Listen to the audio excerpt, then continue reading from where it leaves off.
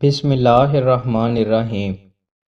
رسول اللہ صلی اللہ علیہ وآلہ وسلم نے ارشاد فرمایا، ایک شخص کو زخم لگا، اس نے زخم کی تکلیف کی وجہ سے خود کو مار ڈالا۔ اس پر اللہ تعالیٰ نے فرمایا کہ میرے بندے نے جان نکالنے میں مجھ پر جلدی کی، اس کی سزا میں اس پر جنت حرام کرتا ہوں۔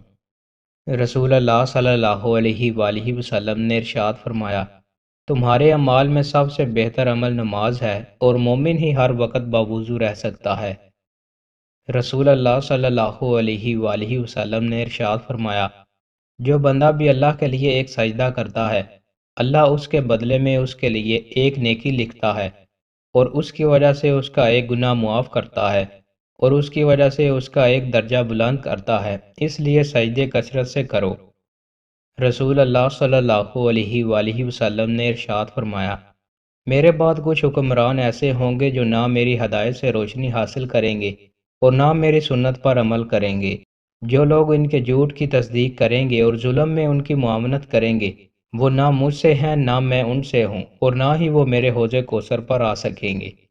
رسول اللہ صلی اللہ علیہ وآلہ وسلم نے ارشاد فرمایا، تین باتوں پر میں اللہ کی قسم کھاتا ہوں، ان میں سے ایک یہ کہ اگر کسی بندے پر کوئی ظلم ہو، وہ اس پر صبر کرے تو اللہ تعالیٰ اس کی عزت میں اضافہ فرما دیتا ہے۔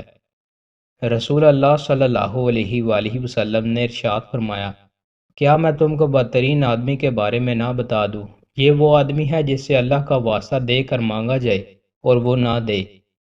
جماعت میں شامل نہ ہونے والے۔ رسول اللہ صلی اللہ علیہ وآلہ وسلم نے ارشاد فرمایا، میں نے تو یہ ارادہ کر لیا تھا کہ نماز کی جماعت قائم کرنے کا حکم دے کر خود ان لوگوں کے گھروں میں جاؤں جو جماعت میں حاضر نہیں ہوتے، اور ان کے گھر کو جلا دوں۔